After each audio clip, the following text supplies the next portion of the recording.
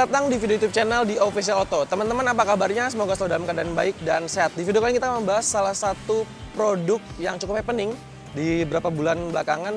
Dia adalah Wuling REV yang jadi salah satu mobil listrik paling murah di Indonesia. Yang ada di sebelah gue ini adalah varian long range yang dijual dengan harga 311 juta on the road Jakarta. Selain harga yang murah, mobil ini juga sudah diproduksi secara lokal di pabriknya Wuling di Indonesia. Kita akan cari tahu bagaimana rasa berkendaranya, terus juga kekurangan dan kelebihan yang ditawarkan dari Wuling REV. Simak terus videonya.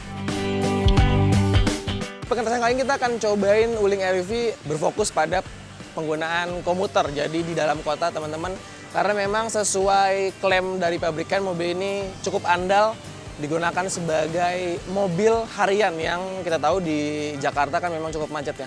Nah, jadi for your information aja, ini varian long range, dia punya kapasitas baterai di 26 kW. Jadi klaimnya dari 0 sampai 100 baterai terisi itu bisa berjalan sampai 300 km. Jadi sebelum kita melakukan jalan-jalan di daerah Jakarta, terus juga kita akan mencoba rasa berkendara, kita akan lakukan dulu pengecasan. Karena Wuling REV ini menawarkan sebuah kemudahan pengecasan karena bisa cas di mana aja menurut klaim dari pabrikan. Kebetulan gue lagi ada di Blackstone Garage, kita akan coba ngecas mobil ini di stop kontak yang tersedia di beberapa spot. Kita langsung coba cas. Salah satu indikator ketika chargernya ngecharge ya, maksudnya konektor antara charger dan casnya masuk, ini ada suara bunyi kayak semacam kipas di bagian sini, dan kita bisa melihat langsung indikator chargernya di bagian panel instrumennya. Jadi untuk keadaan baterai sekarang ada di 47%, kita akan hitung berapa lama kenaikan untuk menuju 1% ya. Kita pakai stopwatch. Kita akan mulai berapa lama kira-kira kenaikan dari 1% pengecasan Wuling REV di tempat seperti ini. Dan teman-teman sekarang udah naik ke 48%, tadi 47%, naik dari 1% sekitar 10 menit 58 detik. Kita akan cobain langsung bagaimana sensasi berkendara si Wuling REV ini di jalanan perkotaan yang padat. Apalagi ini udah jam mau pulang kantor ya, langsung aja.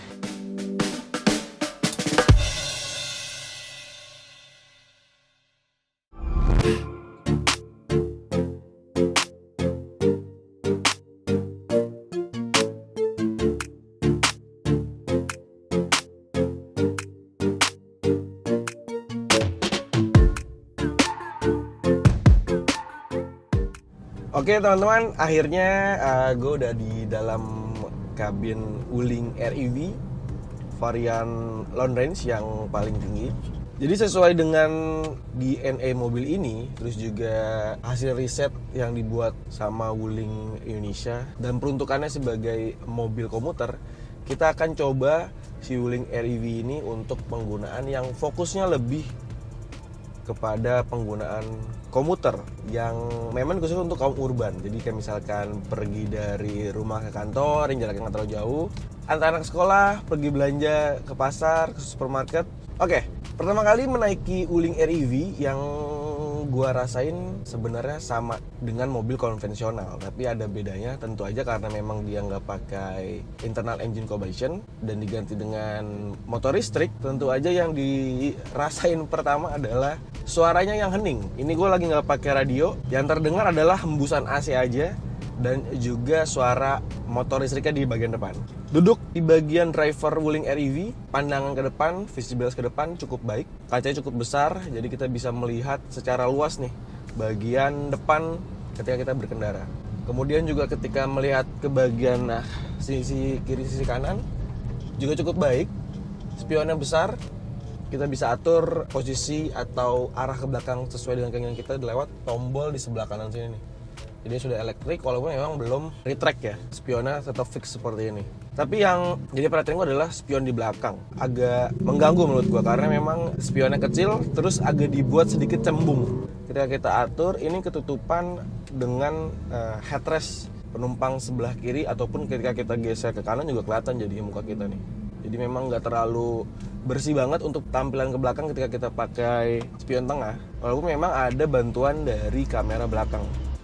Untuk berkendara Wuling REV sebenarnya yang ditawarkan adalah kepraktisan. Lebih tepatnya kepraktisan dan kemudahan. Lewatin jalan yang benar-benar sempit, yaitu benar-benar untuk satu mobil, dan itu pas untuk Wuling REV doang. Kiri kanan udah ada saluran air. Itu masuk teman-teman. Karena panjangnya tuh hampir 3 meter, cuman 2.900 berapa gitu. Dan tingginya hanya 1.600-an milimeter. Dan yang paling menariknya adalah ketika gue putar balik gitu ya, di daerah gang gitu di Jakarta Selatan, nggak perlu kita mundur maju banyak banget. Wuling REV itu bisa muter dengan sangat mudah. Nah, kan kita langsung masuk ke feeling berkendaranya. Ketika kita tekan atau injak pedal akselerator, karakternya sebenarnya nggak yang menyentak, jadi smooth. Khusus varian yang long range ini, dia dibekali dengan baterai berkapasitas 26,7 kWh, jadi nggak terlalu besar. Klaimnya dari Wuling Indonesia, dia bisa menempuh jarak sampai 300 km dari posisi baterai 100%. Itu cukup jauh karena memang bentuknya yang ringkas, bobotnya juga nggak terlalu besar, dan penggunaan motor listrik atau dinamo listriknya ya juga yang nggak terlalu besar juga. Jadi khusus untuk varian yang long range ini ada di 30 kW, atau ketika dikonversi ke satuan daya kuda sekitar 40-an daya kuda lah ya. Namun untuk karakter setirnya ya, menurut gue ini agak sedikit keentengan, jadi menurut gue agak sedikit nggak dapet feel drivingnya. Dan dia belum ada pengaturan tilt doang, teleskopiknya belum ada. Lalu bicara bantingan yang gua rasain dari mobil ini, mobilnya sedikit agak kaku. Jadi ketika teman-teman nih ngelewatin jalanan yang agak sedikit bumpy, terus butuh agak berbelok gitu ya, ini memang yang gua rasain mobilnya sedikit agak limbung. Karena memang mungkin selain dari bentuknya yang kecil, penggunaan kaki-kakinya juga yang mungil juga nih. Jadi dia pakai ring 12, dan itu mungkin berpengaruh pada karakter berkendaranya yang menurut gue sedikit agak limbung ketika dipakai, khususnya di jalan tol. Jadi ketika dipakai jalan-jalanan yang seperti ini dengan kecepatan yang nggak terlalu tinggi, sebenarnya masih cukup nyaman. Kemudian joknya juga yang gue rasain ya, walaupun memang dia sudah pakai leather, udah pakai kulit, tapi konstruksi joknya ini menurut gue kurang proporsional, jadi nggak terlalu meluk bagian punggung pengendaranya. Dan ini ketika dipakai sedikit agak jauh, agak lama, memang sedikit agak pegal. Tinggi badan gue di 175 cm, kaki sebelah kanan khususnya untuk menginjak pedal akselerator nih jadi agak jongkok. Nah seperti itu, agak pegal sedikit dan lama-lama tuh agak sakit lututnya. Tapi enaknya di bagian kaki kiri kita bisa selonjoran sampai depan karena memang punya ruang yang besar, jadi nggak ada panel lagi di sini. Ini cukup long, jadi kita bisa naruh kaki dengan selonjoran. Oke, lalu bagaimana untuk konsumsi daya baterainya? Yang gue rasain sebenarnya cukup irit ya. Jadi range-nya yang ditampilkan di sini dengan sisa baterai itu nggak menyesuaikan dengan behavior kita, cara berkendara kita. Jadi dia fix. Jadi kalau misalkan berkurang 1%, itu pasti berkurang juga range-nya 3 km. Jadi sempat jajal juga berkendara sejauh 44 km dengan posisi AC nyala, drive mode-nya di normal, itu cuman menghabiskan 10% baterainya. Menurut gue sih cukup irit ya. Jadi di Wuling REV ini memang ada 3 modus berkendara. Pertama ada Eco, Normal, dan Sport. Dan kita akan coba untuk bagian yang normal. Yang normal tentu output powernya akan sedikit dibuka, jadi agak sedikit enteng. Dan kita coba tarik 50, 55. Kita akan coba yang Sport sekarang. Tarik sedikit, ini lebih cepat naik kilometernya. Kecepatannya sekarang udah di 60, 65 kita tarik. Nah, ada perbedaan karakter deselerasinya. Jadi memang lebih enakan yang Sport sebenarnya. Tapi mungkin ketika kita pakai Sport terus, konsumsi daya listriknya akan jauh lebih boros ketika dibandingkan normal ataupun Eco. Nah, kalau ngomongin fitur teman-teman, khusus varian yang long range, dia punya panel meter floatingnya di 10,25 inci, cukup besar. Depan ini untuk kasih tahu beberapa informasi ya, kayak misalkan emang besaran powernya yang dikeluarkan, konsumsi baterainya, lalu juga range-nya. Sementara yang kiri lebih ke infotainment. Teman-teman bisa atur beberapa opsi dari fitur yang ditawarkan Wuling REV, kayak misalkan pengaturan radio, navigasi juga bisa kita atur. Walaupun memang navigasinya nggak semua titik itu ada, mungkin nanti di update-nya ada beberapa lokasi yang ditambahkan. Kita bisa atur beberapa mode AC-nya, mau arah semburan angin itu bisa diatur lewat layar infotainment atau head unit dari si Wuling REV ini. Kemudian Wuling REV varian long range sudah dibekali dengan electronic parking brake, jadi kita tekan tombol aja, nggak perlu tarik tuas rem tangan. Kemudian mobil ini juga sudah dilengkapi dengan wind, jadi kita tinggal sebut halo Wuling. Halo. Nah, seperti itu. Mobil ini juga punya beberapa kompartemen penyimpanan botol ya, khususnya di bagian depan sini, khusus di depan AC, jadi bisa difungsikan sebagai chiller. Jadi minuman kita akan tetap dingin. Terus juga ada beberapa lokasi penyimpanan di door trim sebelah kiri sebelah kanan, cukup panjang, jadi kita bisa naruh berbagai macam bawaan. Di tengah juga ada nih konsol di sini. Kalau memang nggak ada armrest ya, jadi sedikit sayangkan. Jadi kita nggak bisa lebih santai bawa mobilnya. Dan dia nggak ada kompartemen laci dashboard. Jadi bentuknya terbuka seperti ini, terus di bawahnya kayak ada jaring gitu.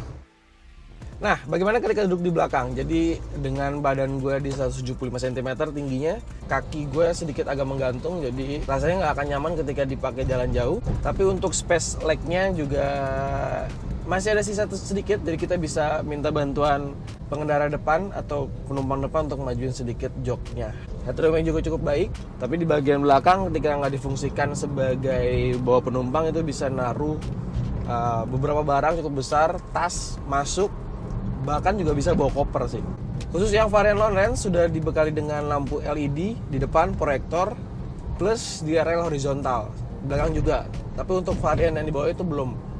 Nah, dalam pembelian Wuling REV ini, baterainya dia digaransi sampai 8 tahun untuk kepemilikan Wuling REV ini. Kemudian catatan selanjutnya adalah metode pengecasan yang belum fast charging. Ini cukup menyusahkan gua.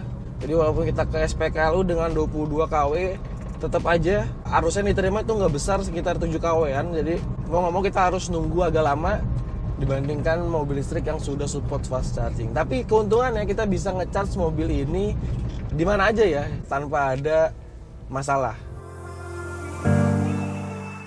Dan itu tadi teman-teman pengalaman gue mencoba Wuling REV selama hampir 4 hari ya. Total berkendara, lihat dari odometer sekitar hampir 300 kilo, 280-an kilo. Dan kesimpulannya, Wuling REV ini memang menampilkan atau menawarkan sebuah efisiensi konsumsi untuk pengeluaran dari bahan bakar minyak dan dikonversi menjadi listrik cukup irit. Dengan baterainya di 26,7 kW ketika teman-teman isi full, itu hanya sekitar 38.000 pakai listrik rumahan yang 2200 watt. Sementara kalau pakai SPKLU, dia akan lebih mahal, itu sekitar 65.000 sampai 70.000. Nah, dengan harga 311 juta on the road, varian REV yang long range bisa jadi pilihan menarik buat teman-teman yang memang pengen mencoba mobil listrik dengan harga terjangkau, karena memang mobil ini didapuk sebagai mobil listrik paling murah di Indonesia saat ini dengan harga mulai 235 sampai 311 juta on the road Jakarta. Dan sekian road test kami bersama Wuling REV untuk pemakaian sehari-hari. Semoga bisa menjawab atau memberikan insight buat teman-teman yang memang penasaran dengan Wuling REV. Buat teman-teman yang suka dengan video, jangan lupa untuk tekan tombol like, subscribe bila belum. Sampaikan juga pendapatmu soal Wuling REV di kolom komentar. Sampai jumpa di video berikutnya.